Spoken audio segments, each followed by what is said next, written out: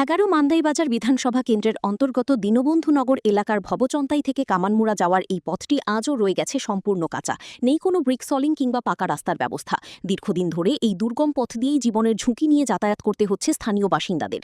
এলাকার মানুষের অভিযোগ, এই রাস্তায় থাকা একটি বক্স কালভার্ট প্রায় ৫ বছর আগে ভেঙে ছড়ার জলে বিলীন হয়ে যায়। কিন্তু এত দীর্ঘ সময় পেরিয়ে গেলেও নতুন করে কালভার্ট নির্মাণ বা রাস্তার উন্নয়নে কোনো উদ্যোগ গ্রহণ করা হয়নি। দীনবন্ধুনগর, তারপরে এই এলাকায় কত ফ্যামিলি আছে এই সাইডে? এই সাইডে তো আমার তো গোনা নাই।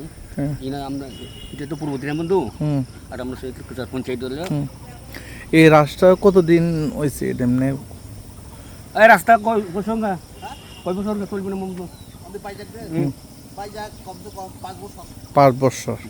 5 বছর হয়ে গেছে, এখন পর্যন্ত কাজটা হয়নি। আপনারা অভিযোগ করছেন?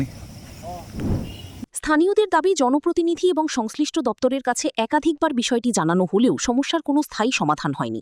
শুধু রাস্তা নয়, এলাকায় পানীয় জলের সমস্যাও দীর্ঘদিনের। দ্রুত রাস্তা ও কালভার্ট নির্মাণের পাশাপাশি পানীয় জলের ব্যবস্থা করার জন্য সরকারের কাছে আবেদন জানিয়েছেন তারা। Bureau report, news now.